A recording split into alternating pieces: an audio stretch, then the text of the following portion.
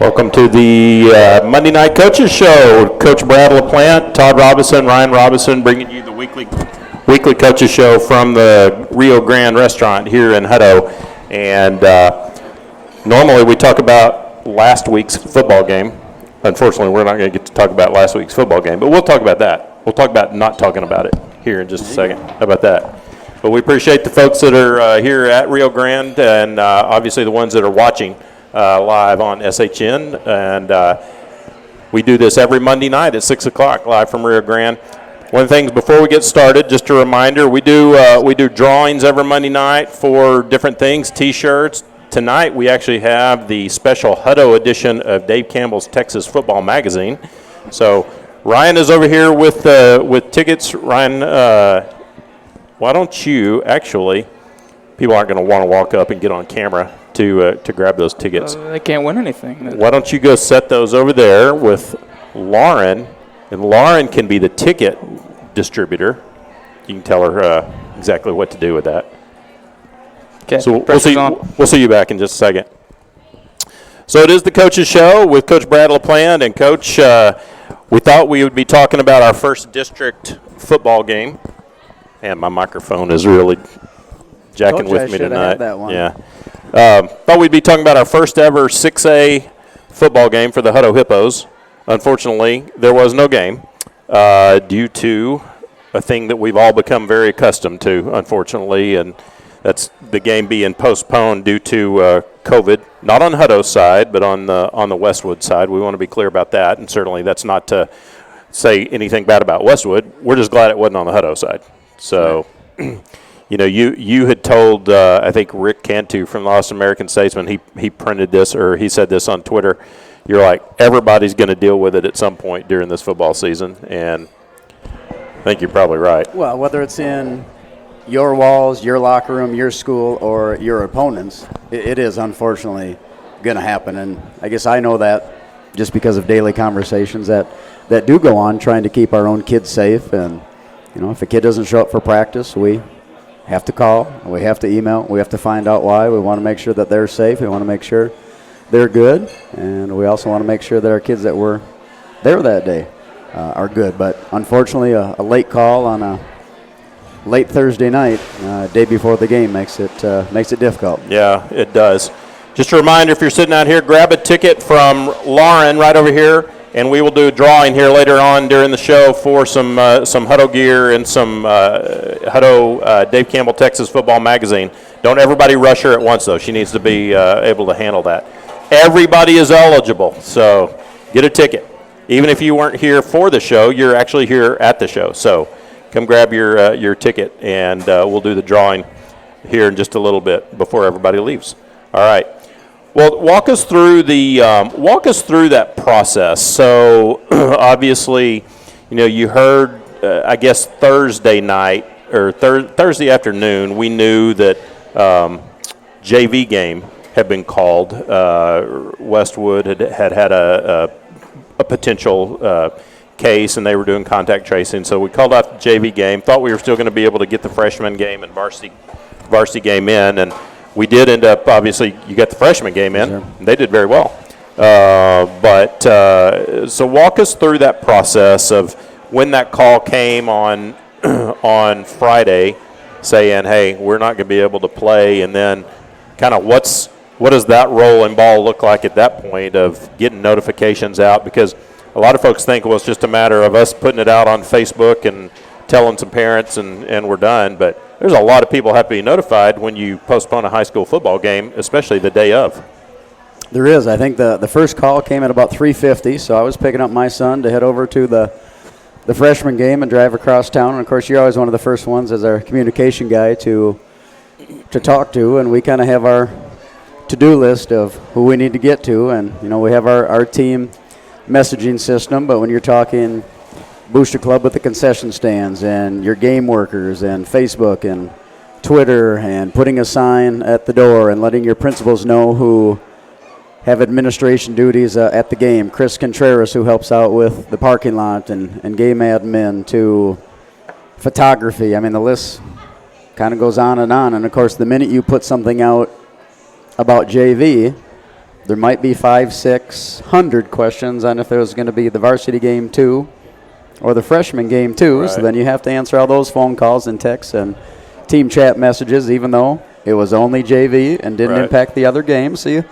kind of get through that, and it's kind of like that one fair ride that just kind of blows you out at the end. It's just a whirlwind, Yeah. and you hope you got to everybody. It's different when you're sitting in your office. I've got my checklist, Right. But when I'm sitting in my Chevy at the Farley parking lot waiting for school to get out, and parents always loving that line waiting, that's a different story. And the hope is, can we communicate to everybody on time to make sure that they don't come to the venue? Well, and then after you do all those communications, at least I start running through my mind, who did I forget? It's like there's bound to be somebody that we forgot, or there's bound to be a communication channel that we forgot. But I tell you, and as much as I've kind of come to despise social media is actually very helpful in situations like that, because word obviously started spreading and got out. And Friday at the administration office, Tracy Davalina, that's our district receptionist, I went in kind of late afternoon. I was like, how many phone calls did you get today? She's like, not a single one. I'm like, whoa, I guess we got the word out. I guess people knew. It's good. So yeah, so that was good. Hey, I did fail to mention who these young ladies are that are sitting next to us. Carrie Wright is the cheer coach for Hutto High School, and we'll be talking to Carrie just in a little bit. And Sarah Kettleman is one of our senior cheerleaders, and we'll be talking to Sarah here in just a little bit as well. So for those that are watching at home, wondering who are those people and why are they there, that's why. So we'll talk a little bit about the impact. So this was our first situation. And first of all, I think one of the things that we always have to be clear about when something like this happens is, when a game is postponed or other things happen, people are quarantined. One of the things we're learning is don't jump to an assumption that means a lot of people have COVID and there's like some big outbreak, right? I mean, in this particular case, it's one player. We've seen it at our schools, one student, one staff member, but the kind of repercussions are people through contact tracing have to be quarantined. Right, and that's kind of what happened on Thursday was, Coach Wood did a great job, called, informed us about JV, assured us the safety of our freshmen before they even got over there, because he knew I would have some questions possibly before for those freshman kids. He did a great job and said, Coach, they're separate. They're in different athletic periods. They don't practice together. There's no fear. Otherwise, we'd cancel that game too. So he did a good job with that. And I was able to answer a couple questions by our freshman parents there.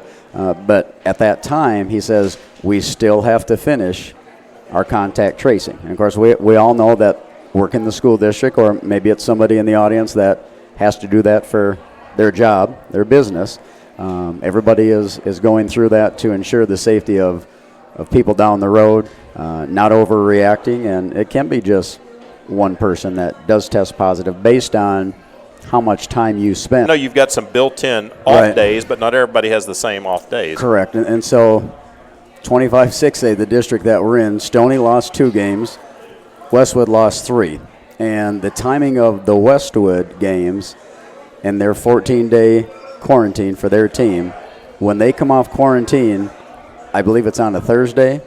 And they have to play the next day. And they would play the next day, which we know isn't safe when you're talking about pads and contact and doing right by kids. So, we had a district meeting on Saturday. We already had 2 built-in bye weeks, the November 13th and then the December 4th week right before the playoffs. But because those 5 games are in effect already, and we believe that others will come, just with the way it is, we have to plan. So later this week, we'll get together again, and undoubtedly within the next week, you will see a new 25-6A football schedule. So I'm going to guess that, maybe with Westwood being out 3 games and us being the first game of 3, we'll roll it right back. We might be moving games up. We will not have a bye week, I'm guessing, on the 13th. We'll still be playing, Thanksgiving week, just like we knew we were anyway, even though we went from a 10-game to a 9-game schedule.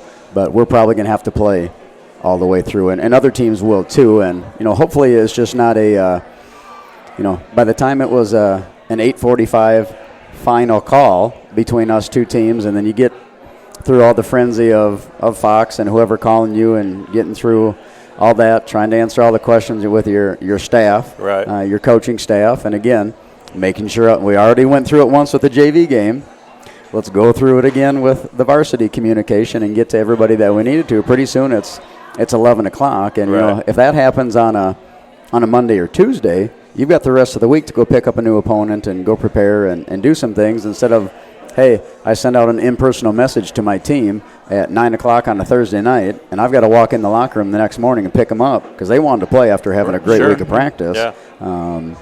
If it does happen again, hopefully we know sooner, and we'll go pick up that game and let them play. But we're not out any games right now. We're still going to play the same amount of games. It didn't take any time before you had a phone call somebody wanting to play you on Saturday. We had the very next day, right? I think we had 9 teams call us to play Friday or Saturday. Yeah. 9 teams. That's crazy. Which you want to play football, but you want to be prepared. Well, we do, and it's all goes into the distance and different things that we've got to make sure it's right for our kids. Sure. We've got to make sure it's right for our kids. So right. we want them to play football. And now if it's a Thursday night and it's the second to last game of the year, you might have to do some different things. Sure. But, as a football coach, you want to be prepared. I don't want to put my kids out there not knowing a scouting report. Even give us 24 hours to prepare and do right. some different things. It's way different then. Yeah. So. Well, we hope that this is the last one. Probably not going to be. I mean, maybe it'll be the last one that we're impacted directly, but right. we'll be indirectly, right. probably impacted along the way. All right, we're going to do our first. We're going to do our first ticket drawing, and the first ticket gets their choice of shirts or Dave Campbell Texas Football Magazine. Wow, thanks. So.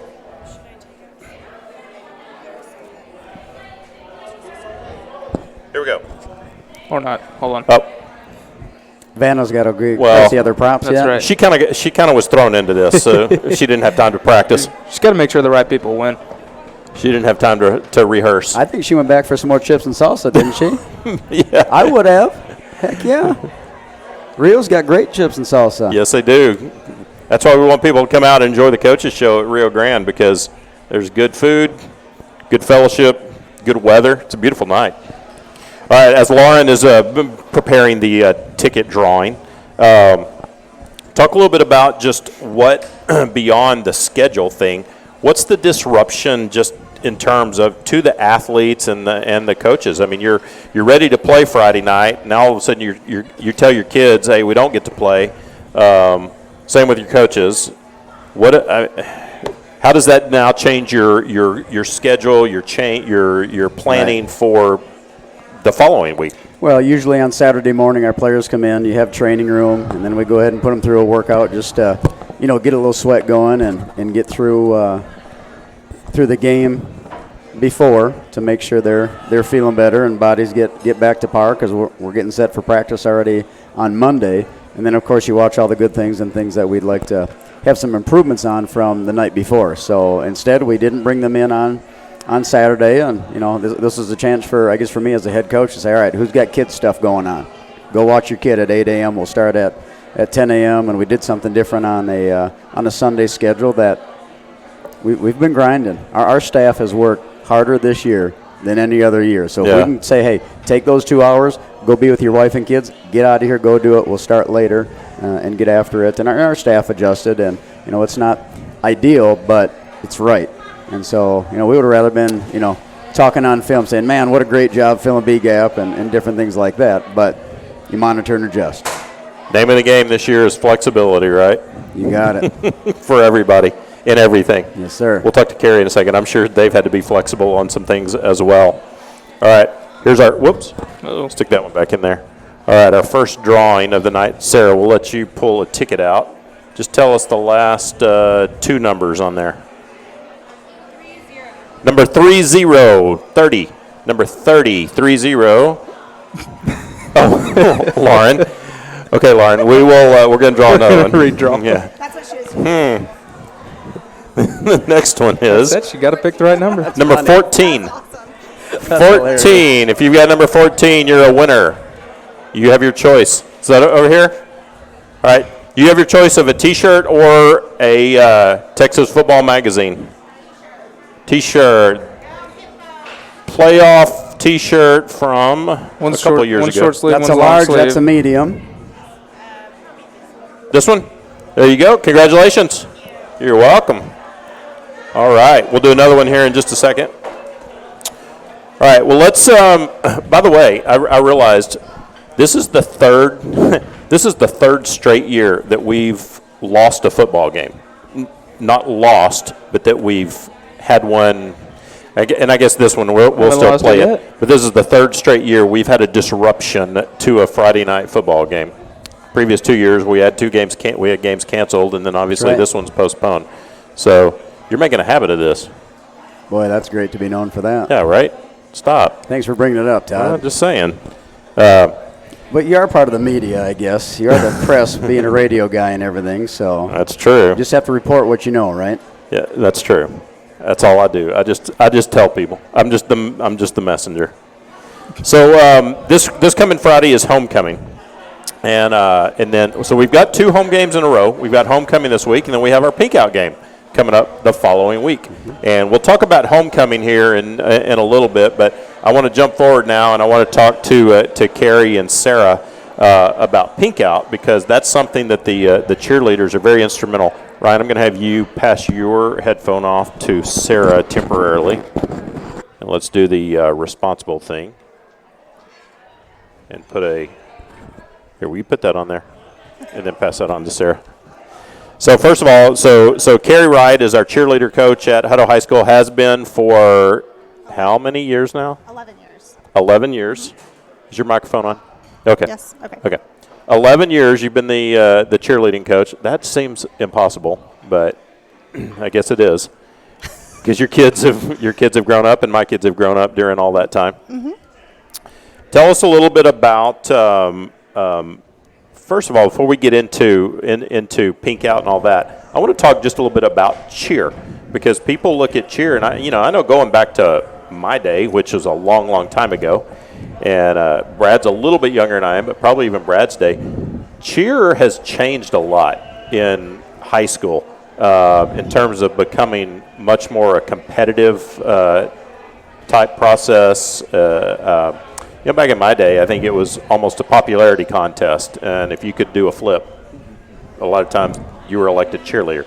Now it is big competition. It is. You guys go to competitions all over the state. You've won national championships, obviously, and you've got some talented girls on your guys on your cheer team.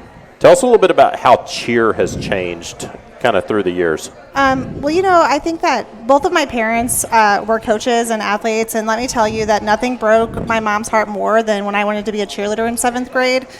She ran track and played basketball and did field hockey, and I think that when I started doing that in Indiana, where I'm from, gymnastics is a really competitive sport there. In the school that I attended, we were in the top 3 in the state every year, and so that kind of led me to cheer. And I've been really lucky to have some really amazing cheer coaches, specifically in college, who kind of changed my perspective on things.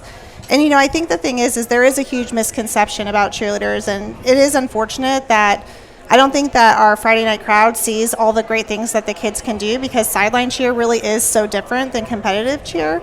But we're really lucky at Hutto in the sense that I think that our district administration is exceptionally, they're so supportive of everything that we do. And I think that our campus administration and all of the coaches, we've had send-offs where the football coaches have arranged that for us, just like we do for them. And so at Hutto, we really are lucky that we have that. But the truth is they get treated like every other athlete. We were just talking about how this year is the first year that we haven't had to have the girls red bleachers, because they're doing the things that they need to do in class and being great representatives of not just our program but our community. So they're treated just like that. They run, they run every day, they condition every day. So that aspect of it definitely is different. And I don't know that everybody knows that those are things that we do. Sure. Talk a little bit about Pink Out coming up, obviously homecoming, but then the following week, Pink Out is something that has become such an instrumental thing that you guys do. You raise so much money every year. Talk about the beginning of that. How that all started, how you got involved in that process of Pink Out at Hutto ISD, and just how it's grown, how much money, and I know you don't know exactly, but how much you think has been raised through the years as a result. We originally started Pink Out. There was a teacher at the high school named Janet Jones who was a math teacher. We called her Bad Jones, and she loved it.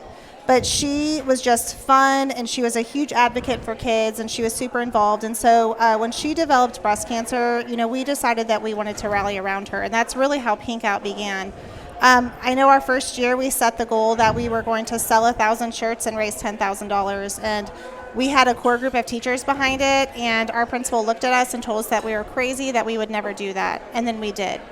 And, I think that every year that Pink Out has gone on, I'm really committed to it because I want to make sure that we keep Janet's memory alive as a woman who is a great educator and so influential for kids.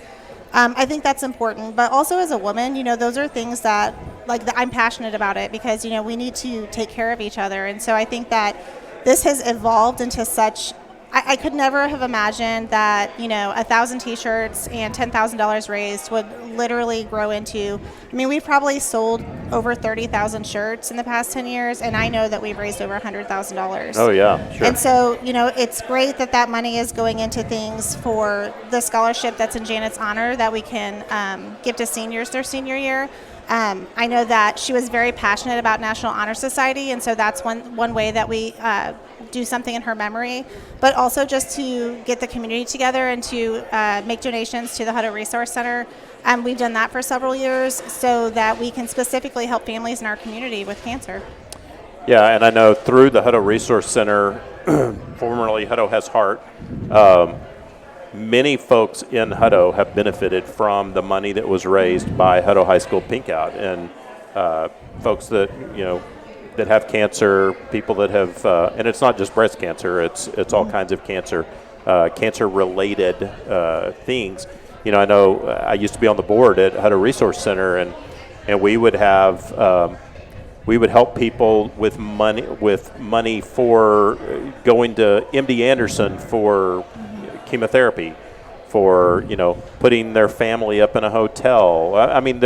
There's a lot of things and a lot of costs involved beyond just the medical expenses of cancer, and I know that partnership has been so special, and what the cheerleaders have been able to do and kind of forge within the community is just it's mind-blowing for a community like Hutto, and I think you're right.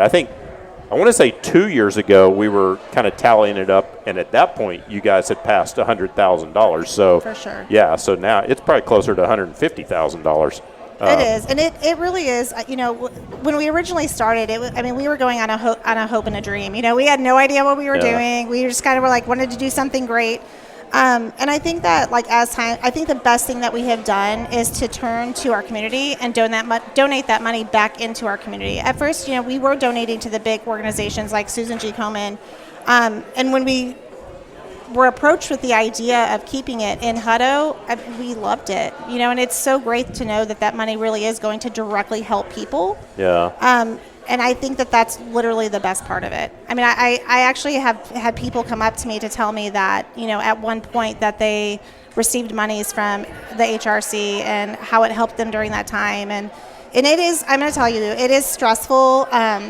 Dealing with all of it is stressful and it's a lot, but I'm going to tell you that every year I get at least one email from someone that just thanks me for how much love they felt and how they felt that the community was rallied around them. And I think that's the one thing that we'll miss the most this year is the pep rally and seeing people at the game, because that's the community part is really the most important part. And we forget that sometimes, when you're selling shirts and making donations and making phone calls, really it is about the people. And so, that's one part that I know that I'll really miss this year, but it was really important, I think, to continue with what we could this year.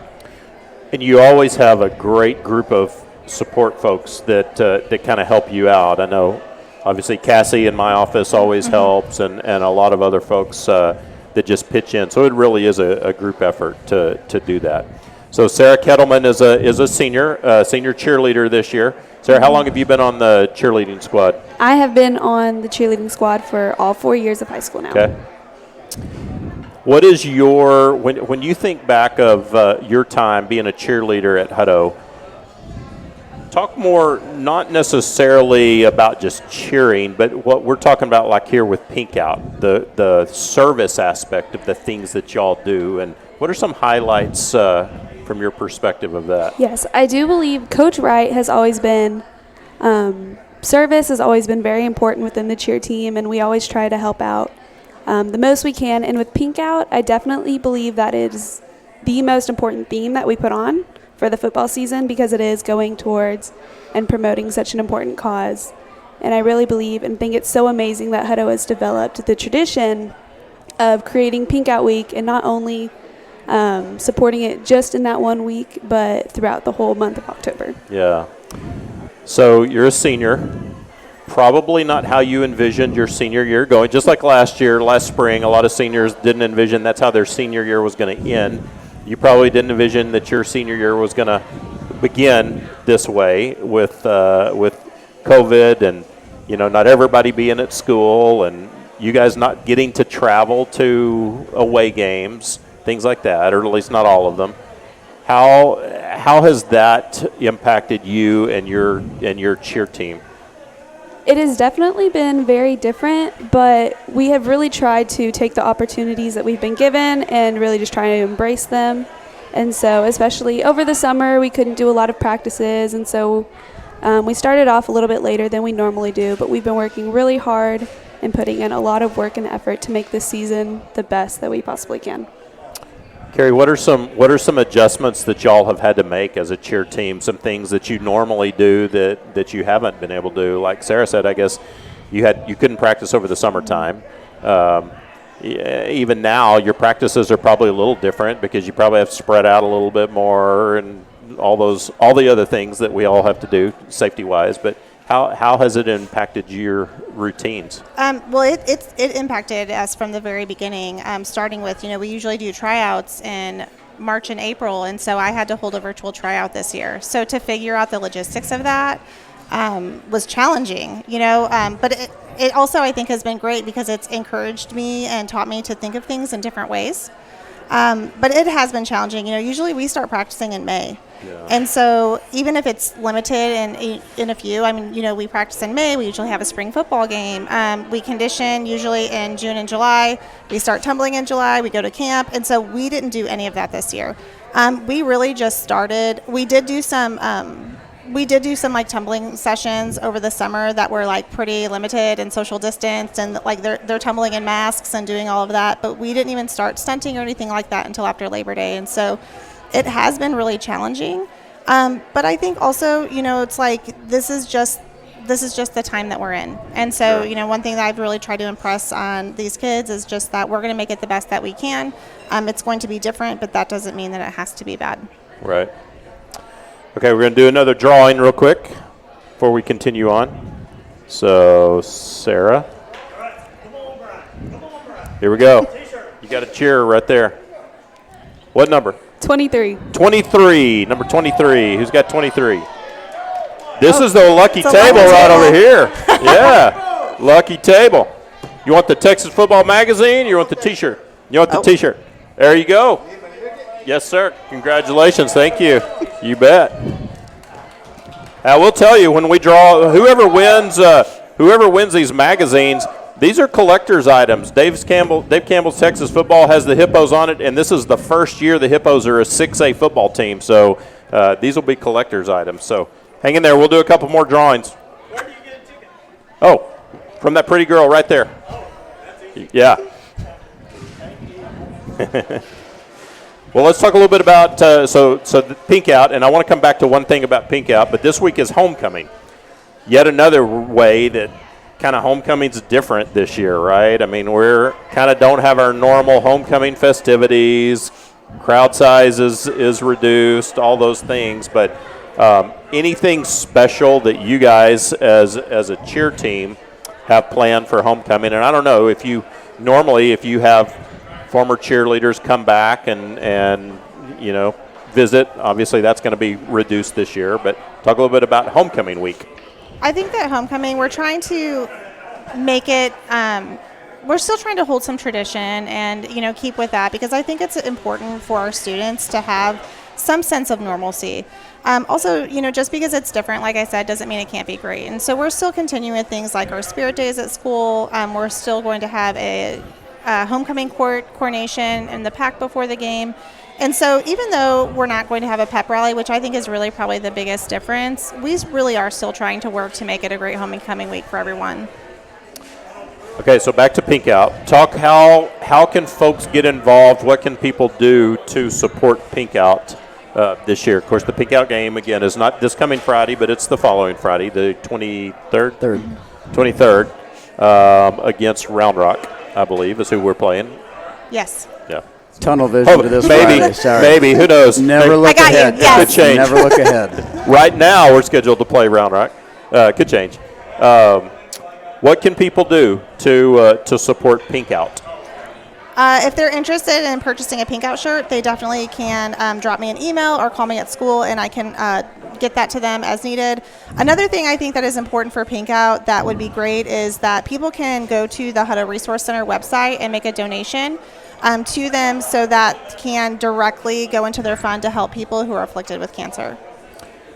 Carrie's email, for those that are watching at home or here that have a pencil and want to write it down or pen. Carrie, no, there's more than that. Carrie.wright, CARI.WRIGHT @HuttoISD.net.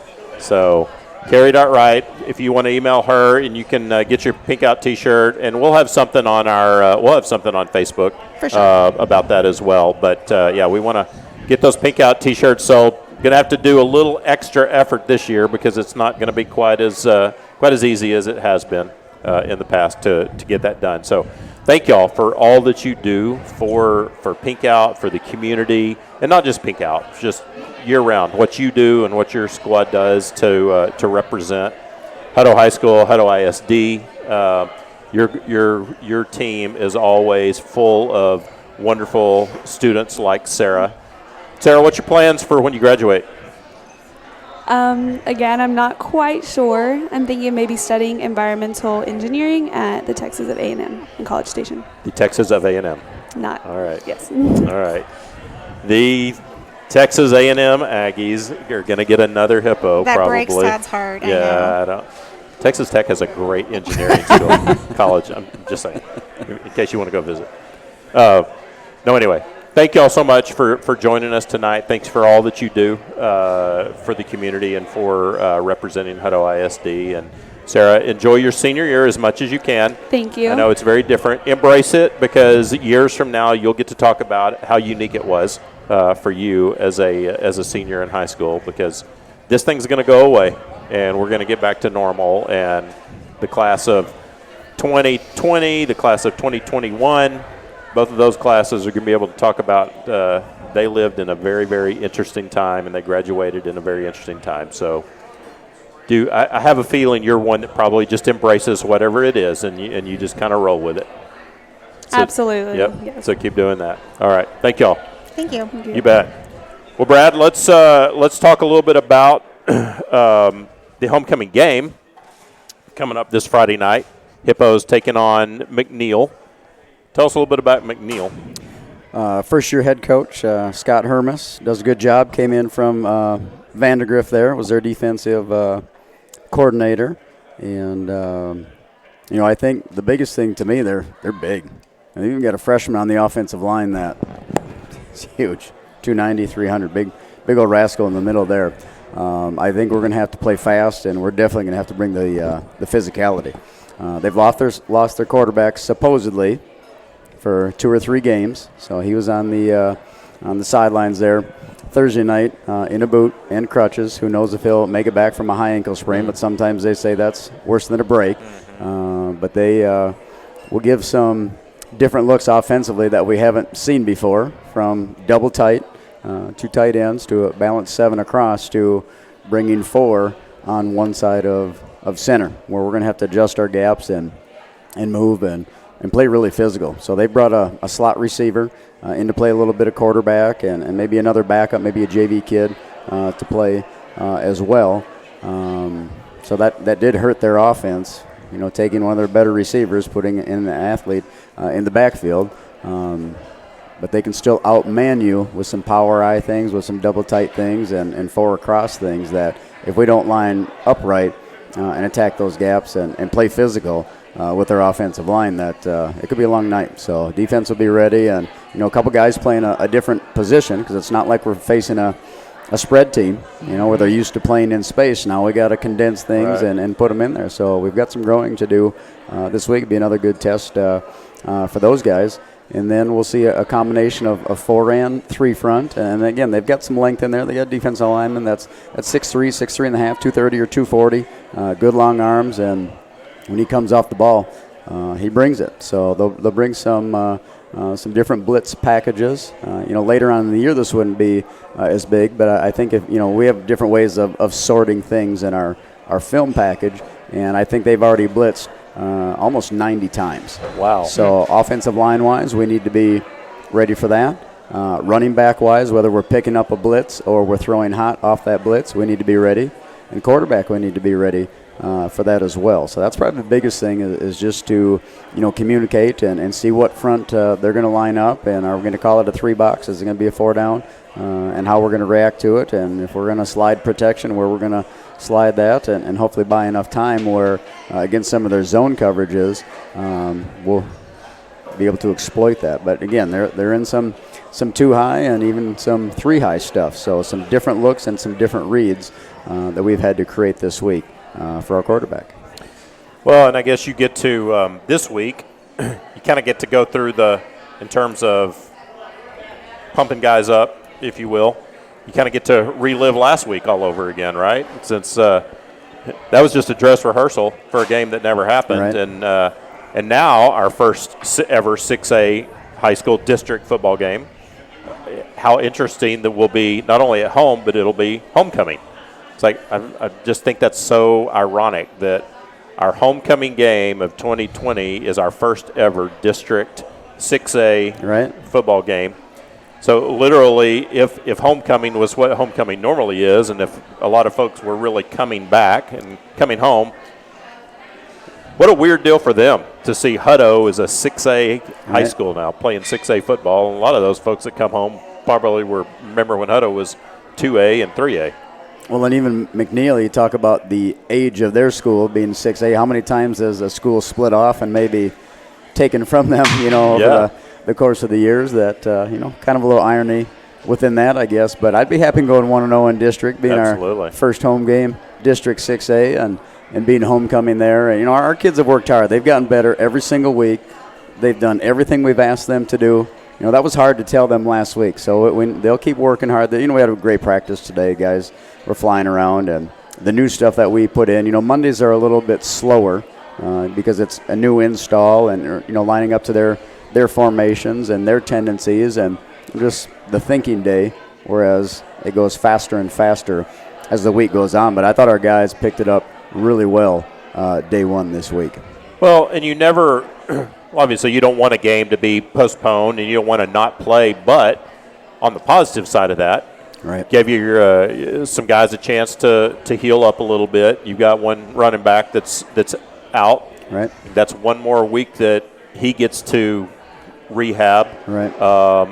And we'll get to at whatever point we play Westwood, he's probably going to be able to play that game. Well, there were 6 or 7 injuries that we're going to be further along and more healthy and cleaned up a little bit more this coming Friday night than last Friday night. So if there is a blessing in disguise, it would be that right there. Well, and just having such a young team, and like you talked about, so many guys in different positions, just another week for them to learn and grow. And that's right. And that's not only starters. You're not talking starters. You're talking their backups. And, let's face it, the way this fun stuff is going, you have to not only coach the starter and the backup, but the next backup too. And that can be in, position changes. So even today, going around and talking to a kid, and I asked him about another position, and he looks at me, why are you asking me? I don't play that. Well, you better know what he's doing because you might play it tomorrow if somebody gets hurt or something happens. And eyes get a little bright on that, and that's just the reality of where we're at right now. And to me, that's exciting that, it makes kids,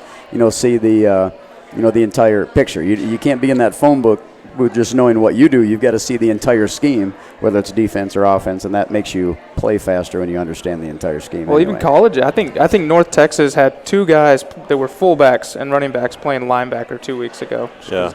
So thin, but they met the qualifications to play, so they had to fill guys in places. So.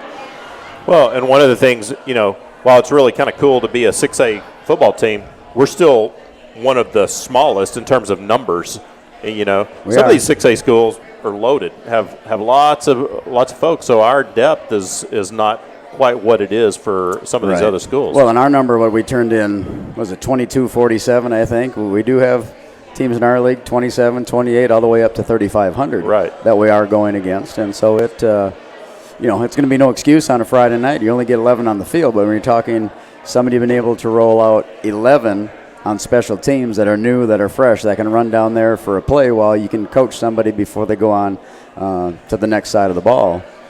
We do have some kids that are playing both ways. Well, and when you do have those injuries, or you do have the kids who maybe grades or some other COVID, other situations that you lose, you just have less to plug in to fill those holes that some of the other schools do. But like you said, you're still playing, right? You still roll them out there as long as you got them. Let's do it. Yeah. All right, let's do another drawing for we're down to now the Texas football magazines. Collector's items. Sarah, draw another one. 32. Number 32. 32 wins the Dave Campbell Texas football magazine. Different table. Nice. So, how is it for the guys who, so all last week they prepare for Westwood. They don't play a game. Now they have to shift their mind to watching film on a different team, but without reviewing the game you just played like you normally do.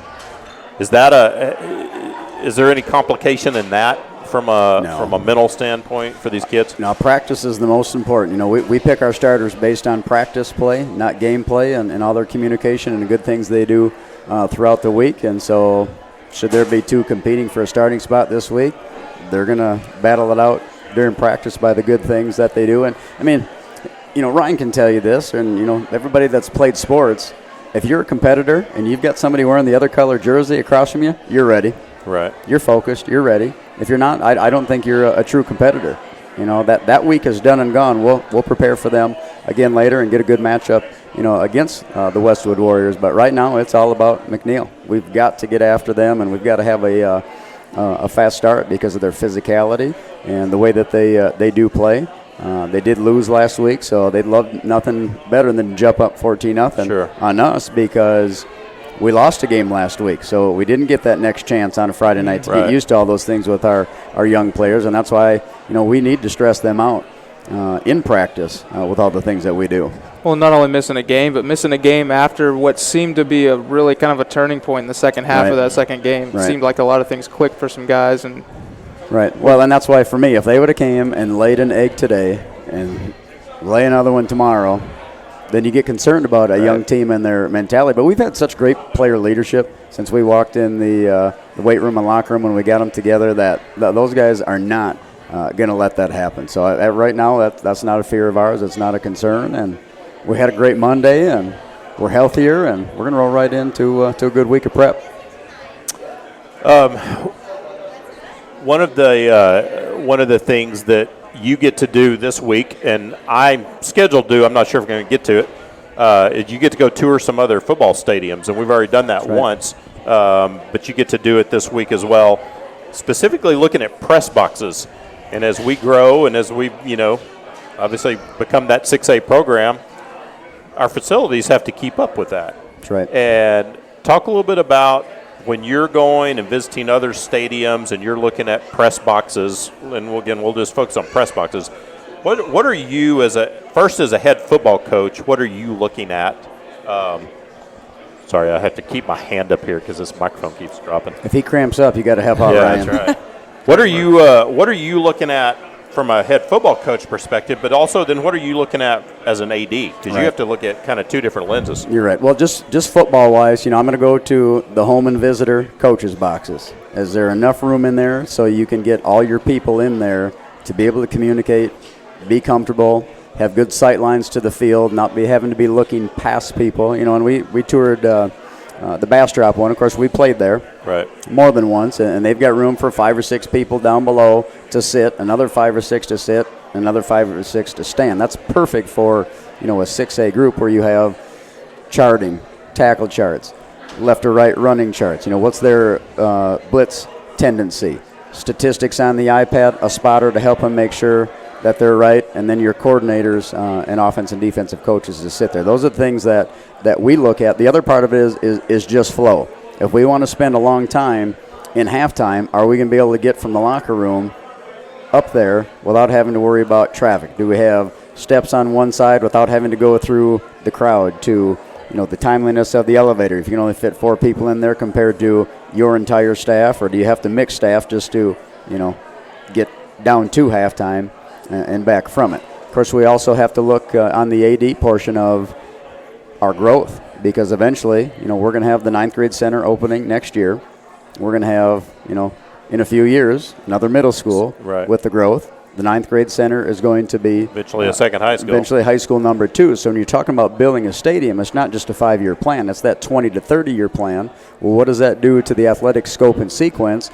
Inside that press box, there probably needs to be another secretarial position offense, and also the district athletic director, because when you split into 2 high schools, Hutto High School and the new high school, they will not be the district AD. They'll be a campus coordinator, head football coach, and then somebody will be the district athletic director. So those are things that we look at there. And then, of course, just storage. And we talked about cheer, wrestling. We've talked about a lot of different groups. Can we create some storage space or room so we have more room for tumbling, or our wrestling room when we get to huge 6A numbers with 40 or 50, 60 wrestlers? Is there a place that we can make that underneath the stands? And of course, you have the concessions and also the restroom addition that we have to look at. Is that going to be its own standalone facility? Is it going to be part of the press box? And then visitor locker room. So there's a lot of different things that come into play in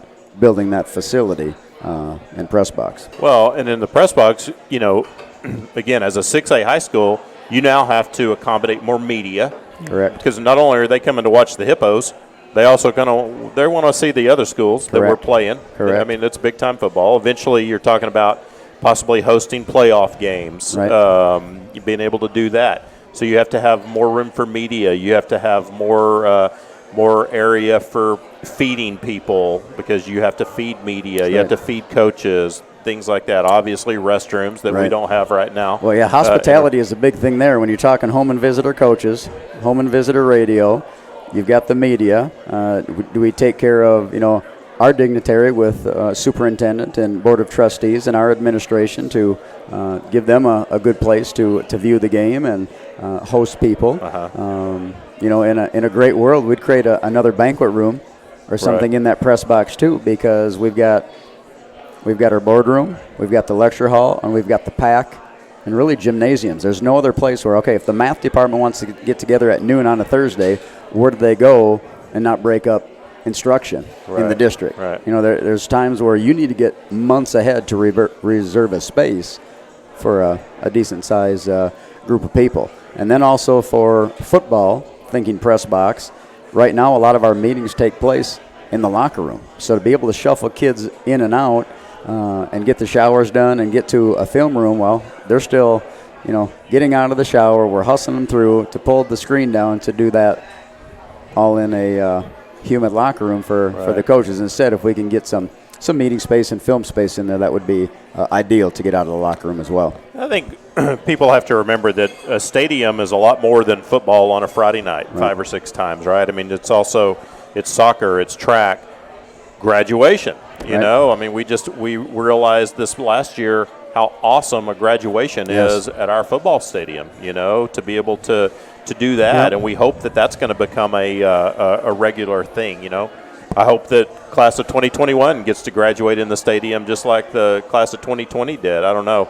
There's going to be a lot of construction, so we'll see if that's going to happen or if it's going to have to be a temporary back to Cedar Park. But anyway, I think it's exciting to think of the future of the things that can happen at Hutto Memorial Stadium. And Henry Gideon, I know we're going to have him on in a couple of weeks, and he's going to talk more about just the stadium improvements in a bigger picture. But anyway, I think it's fun when you go travel to those other stadiums and you kind of are able to kind of pick the best of all of them and then incorporate that within a budget. Incorporate that into what we're going to do in Hutto. And that's something that we've always done with all of our facilities. They're nice, they're awesome, they're not gaudy, but you know they're flexible with the space. Yeah, we're proud of good. them. Yes, sir. We are we want to be very proud of those. All right, we're going to get to our picks. Before we do that, one more drawing. Got one more chance to win a Texas Football Magazine. Here we go. 21. 21, number 21. Oh. Is your name in this? It will be in a couple of years, right? Nice. That's no UIL violation, is it, for one of our players to win a – Former players? Oh, yeah, former players. Yeah, former players. He'll always be one of ours, but – All right. All right, let's review our picks. So last week was our first week of making picks. And I will tell you, here we go. In the high school games, you were the only one that didn't go perfect in the high school picks, unfortunately, because you picked Round Rock to beat Cedar Ridge. So sorry. It was a great game, though. It was. Yeah, I was actually surprised how close it was. All right, overall, so after the college picks, high school picks, I went 5-2. You, Gage, and Ryan all went 4-3. So y'all are all tied for last place. So, all right. All right, here we go. This week's picks. You know, the funny thing, too, last week Ryan gave us a hard time about not picking the college games against the spread. He can't even pick them straight up. He was the worst at picking them straight up. Now he wants to throw the spread in. Worst. So we're going to – here we go. So we're going spread this time in the college games. So here's our high school games. First of all right, Vandergrift at Vista Ridge. I guess I have to go first because I'm in first place. So I will go Vandergrift. Brad? Vandergrift. It's a good game. It'll be a good game. Yep, Ryan? Same. Gage is going to try to make up a game on us. Vista Ridge. All right. Anderson, I guess out of district. Anderson at Cedar Ridge. Passing team? I'm going Cedar Ridge. Let's go Cedar Ridge. Better go with your district, right? Same again. Ryan? Same. Gage? Cedar Ridge? So Westwood or Round Rock, that's postponed, right? Westwood's not playing? I think so. Okay. So we're not going to pick that one. Unless we want to pick it now. We'll add it later. All right.